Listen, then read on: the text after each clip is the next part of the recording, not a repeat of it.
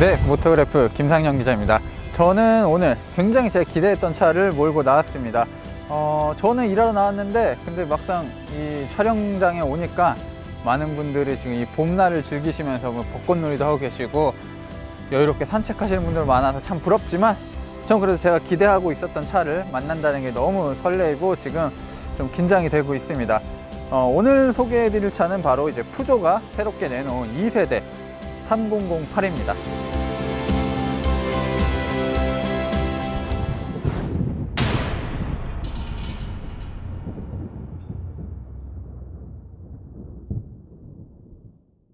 네, 신형 3008 제가 정말 기대했던 차고요. 일단 디자인부터 굉장히 멋있어졌고 MPV 스타일을 버리고 과감하게 SUV 스타일로 이제 완벽하게 변신을 했습니다. 일단 세부적으로 살펴보시면 일단 디자인은 완벽하게 달라졌습니다.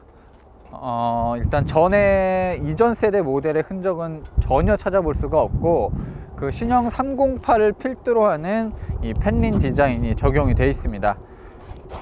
근데 확실히 푸조 같은 경우 뭐 시트로행도 마찬가지지만 유행을 따라가긴 하지만 정말 자신들만의 그 개성을 많이 심어 놓고 있어요. 그래서 풀 LED 헤드램프를 사용하면서 정말 많은 LED를 썼습니다.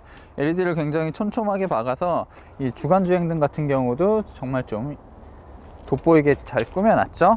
그리고 일단 이 방향 지시등 같은 경우도 그냥 점등됐다 전멸되는 게 아니라 이렇게 좀 물결치듯이 이런 식으로 포인트를 줬습니다. 이제는 이런 기술들, 이런 스타일이 C세그먼트 SUV에도 적용이 되는 시대라는 거죠. 그만큼 푸조는 이런 쪽으로 좀 기술적인 부분 쪽으로 조금 많이 발전을 한 브랜드입니다. 네, 범퍼 디자인도 굉장히 화려하죠. 이 외곽 디자인만 그대로 냅뒀으면 좀 밋밋했을 것 같은데 이런 식으로 크롬으로 포인트를 준 부분도 좀 이색적이고 좀 입체적으로 차를 보이게 하는 부분입니다. 그리고 이 그릴 자체도 약간 좀 이게 요즘 유행인가 봐요. 뭐 마세라티라든지 K7도 그렇지만 약간 이런 식으로 좀 속이 파여있는 입체적인 모습이죠. 그래서 옆모습을 보면 좀 역동적이고 강인한 느낌도 있어요. 네, 그리고 이 차는 GT 라인입니다. 그러니까 고성능 모델은 아니지만 그 고성능 모델의 그런 맛을 느낄 수 있도록 디자인을 첨가한 부분이 많아서 이런 범퍼 하단의 디자인 같은 경우도 이제 조금 독특하죠. 뭐 이런 보닛의 모습도 굉장히 좀 입체적이에요. 이렇게 움푹 좀 패여 있으면서 좀 근육질의 느낌을 많이 살려내고 있고 이런 부분은 완전히 딱 예리하게 아주 딱 돋아 있죠. 이런 부분을 보면 정말 그 강인함을 많이 좀 강조한 것 같아요. 그래서 이제는 이 엠블럼, 푸조의 사자 엠블럼이 진짜 사자 같은 느낌이 많이 듭니다. 그리고 푸조가 이런 뭔가 세부적인 디자인에 굉장히 강해요. 그래서 이런 휠 같은 디자인을 보더라도 사실 너무 좀 과하게 멋있는 거 아닌가라는 느낌이 사실 뭐 예전부터 많이 있었는데 이 3008의 이런 휠 디자인도 굉장히 멋있습니다. 네, 타이어는 컨티넨탈 제품이 장착이 되어 있고 지금 이 모델 같은 경우는 GT 라인에 들어가는 18인치 휠이 껴져 있습니다. 네, 이전 세대 3008이 좀 별로였던 부분, 뭐 세부적인 디자인도 좀 낯설기도 하고 못생긴 느낌도 있었는데 무엇보다 MPV처럼 보이는 이런 측면 뷰 때문에 좀 역동성이라든지 날렵함들은 전혀 느껴지지 않았는데 지금 이 신형 모델 같은 경우는 정말 강인해 보이는 디자인입니다. 정말 군더더기 없고 도시명 SUV의 무슨 전형 같은 느낌이 팍 들어요. 그리고 이제 푸조가 굉장히 잘하는 이런 C필러 디자인, 뭐 플로팅 루프라고 하는 거를 이렇게 좀 잘 변형해서 좀 역동적인 느낌을 많이 강조했습니다. 그래서 일단 차의 실루엣도 실루엣인데 이런 세부적인 디자인 요소가 결합이 되면서 정말 많이 멋있는 SUV를 재탄생한 것 같아요. 뒷모습 중에서도 가장 인상적인 부분은 이제 이 테일램프의 LED 구성입니다. 이제 발톱으로 이렇게 싹 긁은 것 같은 모습을 형상한 이제 테일 램프입니다. 이게 굉장히 어두운 데서 보면 정말 멋있고 딱 멀리서 봐도 이게 푸조 차량임을 딱 알게 해줍니다. 그리고 이런 식으로 이제 투톤으로 처리한 부분도 굉장히 멋있고요. 여러 가지로 디자인에 있어서는 푸조가 역대 내놓은 차 중에서 가장 멋있지 않나 라는 생각이 들 정도입니다. 어찌됐든 이런 디자인이 사실 뭐 저만 좋아하는 건 아니고 정말 전 세계 많은 분들이 이 3008의 디자인을 열광하고 있습니다. 그래서 실내 디자인도 마찬가지지만 이 외관 디자인만으로도 정말 많은 상을 수상을 하고 있고요. 일단 뭐 제네바 모터쇼에서 유럽 올해의 차에 선정되기도 했습니다. 이 차 같은 경우도 굉장히 옵션이 잘 돼 있어요. 그래서 전동으로 일단 열리고요. 전동으로 열리는 것 뿐만 아니라 제가 양손에 짐이 있어도 이렇게 발동작만으로도 열리는 핸즈프리 테일게이트가 적용이 되어 있습니다. 보통 핸즈프리 테일게이트가 잘 안 먹히는 차도 있는데 제가 몇 번 테스트 해봤는데 굉장히 잘 먹네요. 3008 같은 경우가 뭐 뒷좌석도 넉넉했지만 트렁크 공간도 꽤 넉넉합니다. 그래서 공간적으로 푸조가 잘 뽑아낸 것 같아요. 이 차 자체는요. 확실히 플랫폼을 개편을 하면서 여러 가지로 발전을 한 것 같습니다. 이 컨템포러리 타이어가 놓여 있고요. 이거는 이제 타이어 정비 킷이 있는데, 사실 요즘은 이런 타이어를 빼고 또 공간을 좀 넓힐 수도 있는데 굳이 이런 타이어를 고집하고 있습니다. 그래서 사실 이 공간에서 버려지는 부분들이 좀 있어요. 이런 부분들을 좀 늘리면 더 효과적으로 사용할 수 있지 않을까 라는 생각이 듭니다. 시트는 이렇게 레버를 통해서 60대 40으로 폴딩이 가능합니다.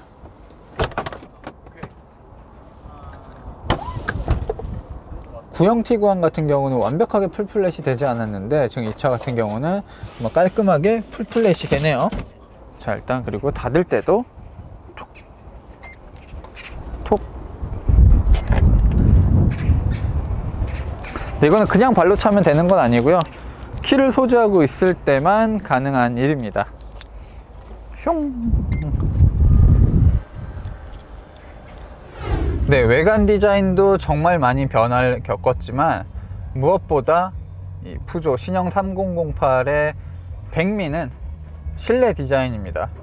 저는 정말 이 맨 처음에 그 렌더링을 보고 에이, 진짜로 이렇게 만들까? 라는 생각을 했었는데 지금 이 디자인이 저는 진짜 아직도 좀 믿겨지지가 않아요. 이걸 어떻게 이런 식으로 만들었지? 어떻게 이렇게 멋있게 만들 생각을 했지라는 느낌입니다. 일단 머슬램 부분들을 살펴보시면 푸조는 스티어링 휠을 정말 잘 만드는 회사입니다. 정말 잘 만들고 정말 작게 만듭니다. 그리고 무엇보다 그립감을 정말 좋게 하는데요.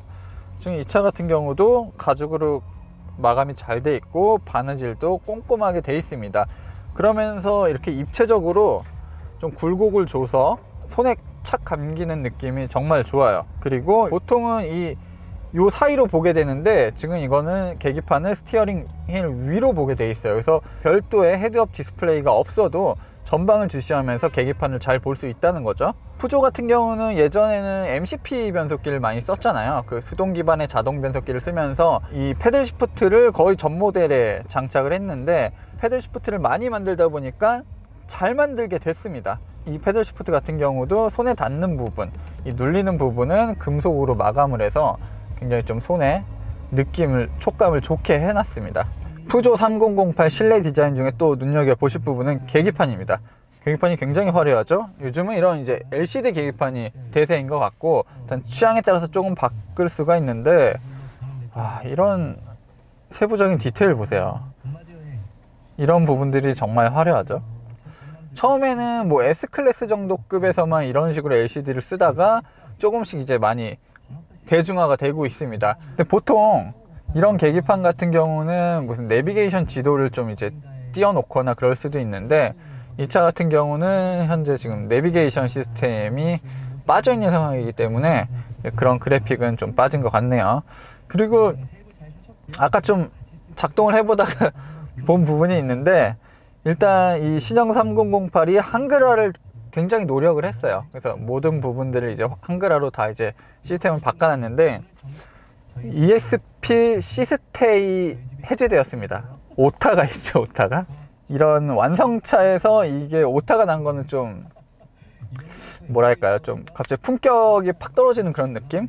좀 이런 부분들을 좀 신경을 많이 썼으면 어땠을까라는 생각이 드네요. 그리고 이 터치 스크린에 나오는 여러 가지 메뉴 같은 부분도 차선 변경에 도움이 됩니다. 이게 온오프예요. 좀 굉장히 애매하죠? 어떤 기능이다라고 설명을 딱 해주면 좋을 것 같은데 좀 이런 부분은 한글화되면서 좀 미숙했던 부분인 것 같아요. 이거는 좀 업데이트를 하면서 차차 좀 보완해 나갔으면 좋겠어요. 네, 이제 셋톱 패시아와 센터 콘솔 부분도 굉장히 좀 미래지향적입니다. 일단 가장 크게 눈에 띄는 부분은 이 전자식 기어 노브입니다. 저는 이게 맨 처음엔 어떻게 작동할까 생각을 했는데 우리가 흔히 보던 뭐 BMW의 기어 레버와 상당히 흡사한데 디자인도 독특하고 그립감도 나쁘지 않고 사용감도 좋습니다. 그리고 이런 수동 모드도 지원을 해주고 있고요. 이런 소재 같은 부분도 상당히 좋아요. 진짜 금속을 사용했고 여러 가지로 이런 토글 스위치도 멋을 많이 냈습니다. 이런 부분, 이 부분도 이제 버튼식이 이렇게 누르는 방식인데 최근에 그 소나타 하이브리드 같은 경우는 이렇게 만들어 놓고 이렇게 누르게 했잖아요. 근데 이거는 제대로 이제 밑으로 내리는 방식입니다. 네, 그리고 이런 주행 모드와 관련된 다이얼도 마련이 되어 있고 이쪽 부분 이렇게 깊숙한 부분에는 무선 충전 패드가 마련이 되어 있습니다. 네, 그리고 푸조가 그 컵홀더 위치를 정말 잘 못 만드는데 지금은 완벽하게 컵홀더도 마련이 되어 있고 센터 콘솔의 이런 수납 공간도 정말 깊습니다. 깊고 많은 걸 넣을 수 있고 이 안에 LED 조명도 설치해서 안에 내용물을 쉽게 볼 수 있게 만들어 놨습니다. 네, 그 푸조와 시트로엥, 그러니까 PSA 그룹은 뭐 나름의 그 생존 방식이라고 해야 될까요? 그 직물을 굉장히 잘 사용하는 브랜드 중에 하나입니다. 우리가 직물이라고 생각하면 좀 너무 값싼 소재로만 생각하지만 직물도 나름 고급스럽게 꾸밀 수 있고 좋은 소재가 될 수 있습니다. 지금 이 차에 적용된 이 직물 같은 경우도 상당히 고급스럽고 뭔가 좀 느낌이 좋아요. 이렇게 가죽과 직물을 사용해서 만드는 푸조의 이런 시트는 뭐 상당히 좋은 것 같아요.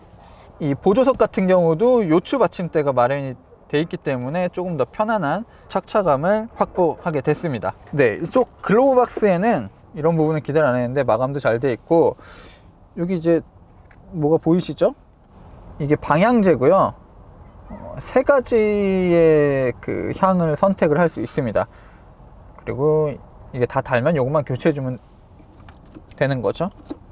그래서 굉장히 좀 공을 많이 들인 실내 디자인입니다. 소재라든지 뭔가 이런 부분도 좀 고급스러워 보이게 하려는 노력들이 많이 있었는데 부품들의 마감이 썩 좋진 않아요. 그래서 이런 부분들도 완벽하게 맞아떨어지지 않죠. 이런 식으로 좀 단차도 있고 뭐 헐렁헐렁한 부분도 있고 그렇습니다. 이건 아마 이 차만 이러겠죠. 뭐 어쨌든 이 정도면 이전 세대 푸조 3008의 신뢰와는 완전히 차원이 다르다고 볼 수 있고요. 이 세그먼트에서 가장 유명한 뭐 티구안이라든지 현재 국내에 판매되고 있는 포드 쿠가 뭐 이런 차들과 비교해도 정말 월등한 디자인이라고 말할 수 있습니다. 네, 뒷좌석의 첫 느낌은 좋아 보이는데 너무 앞좌석이 화려하다 보니까 조금 뭔가 좀 엉성한 느낌도, 어설픈 느낌도 듭니다. 이런 소재들은 좀 고급스러워 보여요. 자세히 보면 이런 소재 같은 걸 마감을 제대로 잘 못한 것 같아요. 그런 부분은 좀 아쉽지만 어쨌든 그 풍겨지는 느낌은 좀 고급스럽고 일단 공간적으로 원래 이 C세그먼트가 그렇게 넓지가 않아요. SUV들이 티구안 같은 경우도 좀 좁은 편인데 이 차 같은 경우는 일단 공간적으로 상당히 여유가 있습니다. 그리고 이런 에어컨 송출구도 있고요. 역시 실내에도 이런 직물 시트가 사용이 되어 있습니다. 이건 스피커 모양이지만 가짜고요. 사실 이런 부분이 좀 어설프다는 거죠.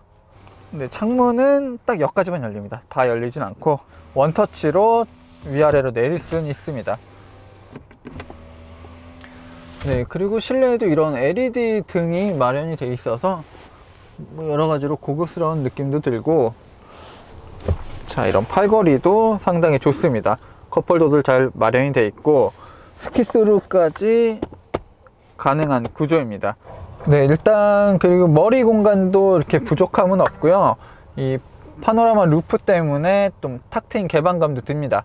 지금 이 차가 가장 그 최고급 모델인 GT 라인이라서 이 파노라마 루프가 개방까지 됩니다. 굉장히 넓은 공간이고요. 성인이 5명이 타도 그렇게 불편하진 않을 것 같아요. 여러 가지로 세팅을 잘 해놨습니다.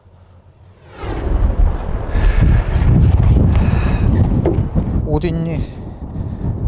있다. 아 잠깐만. 이거 이렇게 세워줘야 돼? 이것도 좀 쇼바를 넣어주지. 엔진은 그렇게 뭔가 엄청나게 특별하게 신형 엔진이 들어가진 않았습니다. PSA 그룹의 1.6L 블루 HDI 엔진이 장착이 됐고요. 유록시스 배출가스 규제를 만족을 시킵니다.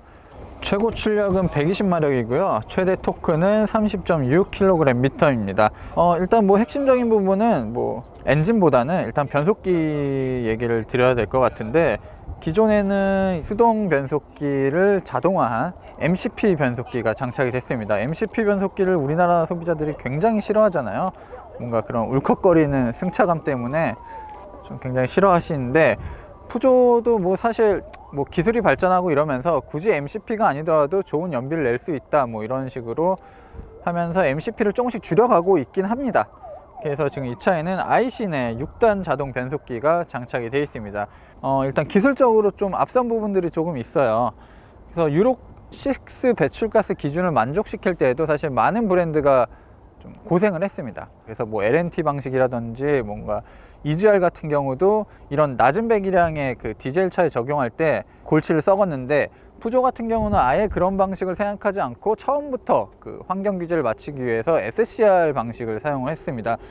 SCR 방식이 좀 비싸요. 그래서 뭐 현대차라든지 뭐 벤츠 같은 경우도 주로 좀 비싼 차에만 이제 SCR 방식을 사용하는데, 푸조는 애초부터 SCR만 개발을 했다고 합니다. 그래서 요소수를 넣으면서 뭔가 질소 산화물을 물과 질소로 이제 좀 분해시켜주는 방식을 적용했습니다. 요소수를 한 5,000에서 6,000kg마다 넣어줘야 되고요. 요소수는 이렇게 주유구에 함께 넣어주면 됩니다. 뭐 요즘은 이제 주유소에서도 요소수를 파는 곳이 많이 늘었더라고요. 그래서 넣어주시면 되고요. 가격은 뭐 리터당 한 1,000원 정도라고 생각하시면 됩니다. 그리고 한 15km 정도 들어갈 거예요. 그 정도 넣으시면 굉장히 좀 오랫동안 타실 수 있고, 매연 없는 이제 미세먼지 없는 이제 서울을 만들 수 있습니다.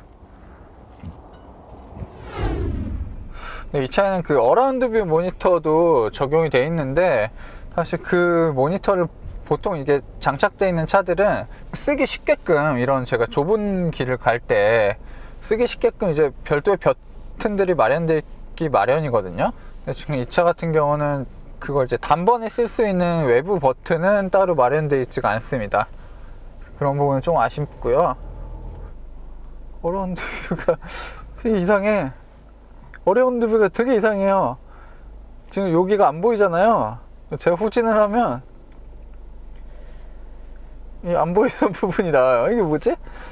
아까 잘 되기도 했었는데 뭔가 이상하네요. 신기한 어라운드 뷰네요. 근데 이 아이콕핏 디자인이 좋은 게 뭐냐면, 일단 여러 가지 버튼, 이런 터치 스크린이라든지 기어 노브, 뭐 주행 모드 이런 버튼들을 그냥 손만 뻗으면 할 수 있어요.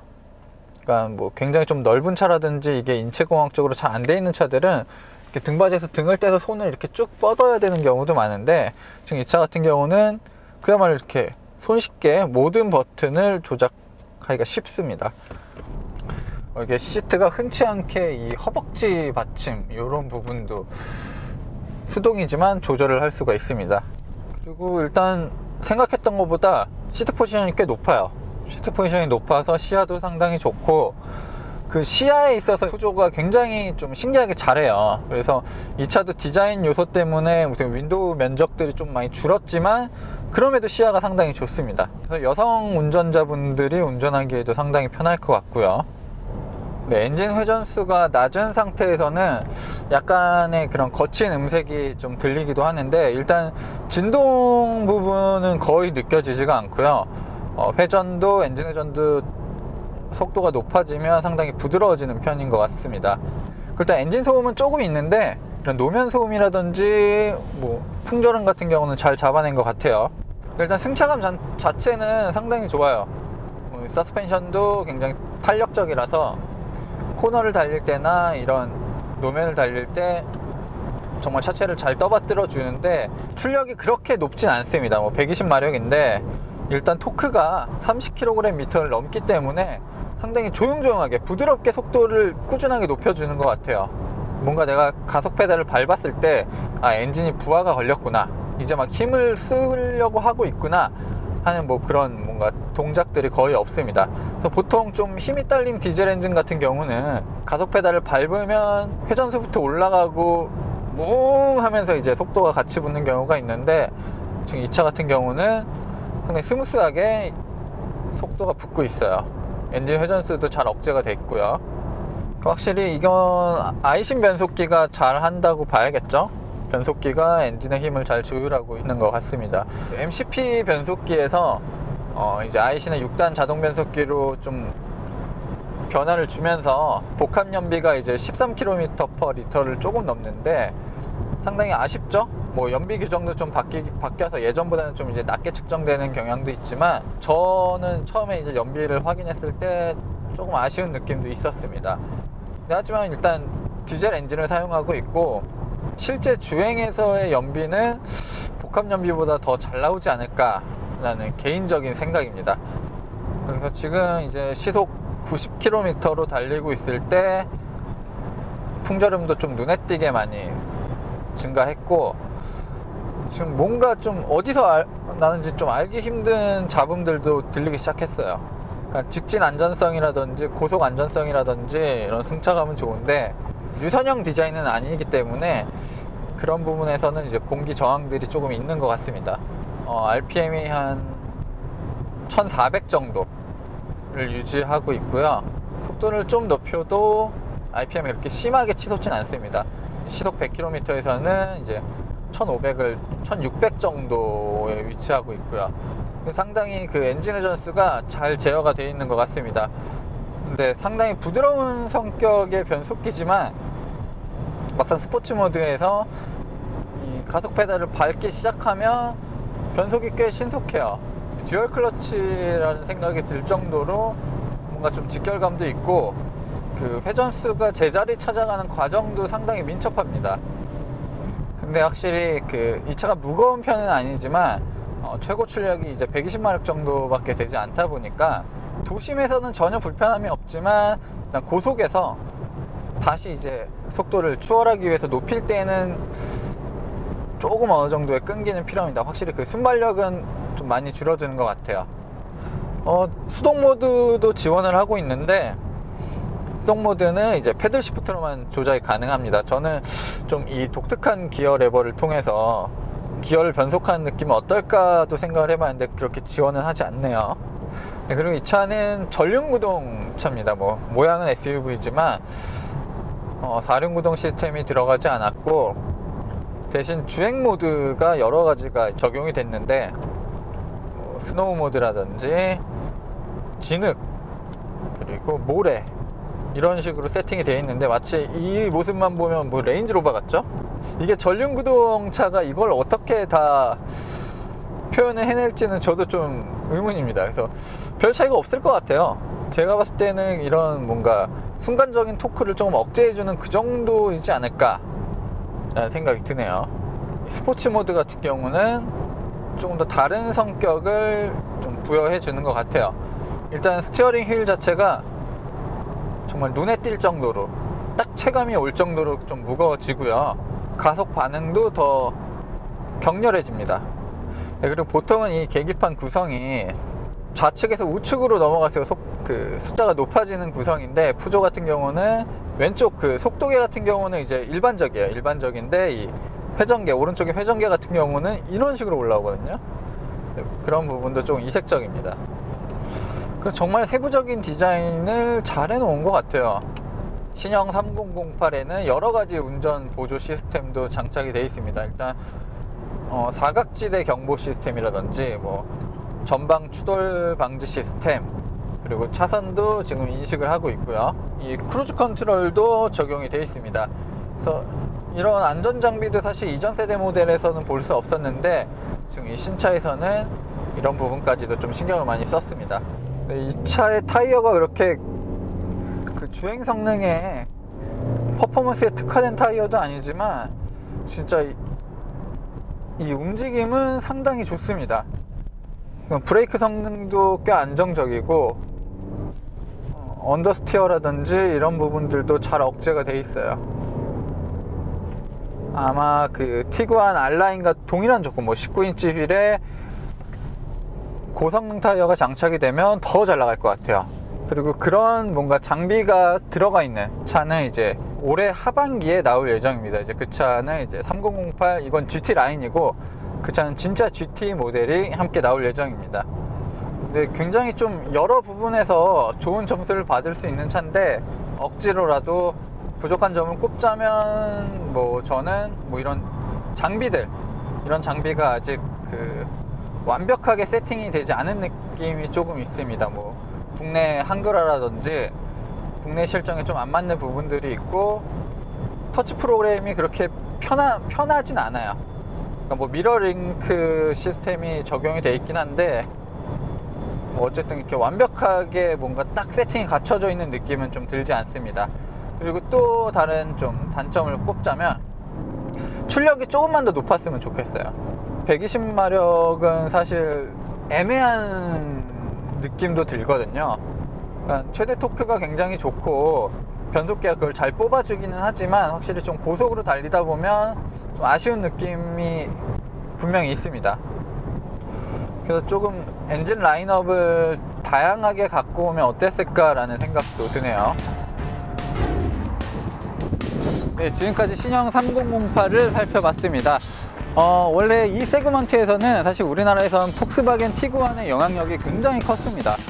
티구안이 거짓 뭐 다 잡아먹었다, 뭐 그런 느낌이었는데, 그런 호랑이가 굴을 비우니까 이제는 사자가 그 자리를 차지하러 나온 것 같은 느낌입니다. 정말 좀 여러 가지 단점 뭐 찾아봤는데, 저 모든 부분에서 평균 이상의 성능을 발휘했고 좋은 점수를 받을 수 있을 것 같은 차라고 생각이 됐습니다. 확실히 저는 그 유럽 올해의 차를 크게 신뢰하진 않는데, 이 차 같은 경우는 정말 받을 차가 받았구나 라는 생각이 많이 들었습니다. 그래서 사실 저도 매번 시승을 할 때마다 내가 이 차를 사지 말아야 된다면 어떤 이유가 있을까, 뭐 이런 것들을 고민을 하는데, 푸조 3008 같은 경우는 사실 그런 단점을 콕 집어서 찾아내기가 굉장히 힘들었습니다. 제가 올해 시승한 차 중에서 가장 좀 가슴에 와닿고 많은 분들에게 추천해 드릴 수 있는 차라고 생각이 듭니다. 지금까지 저는 모토그래프 김상영이었습니다.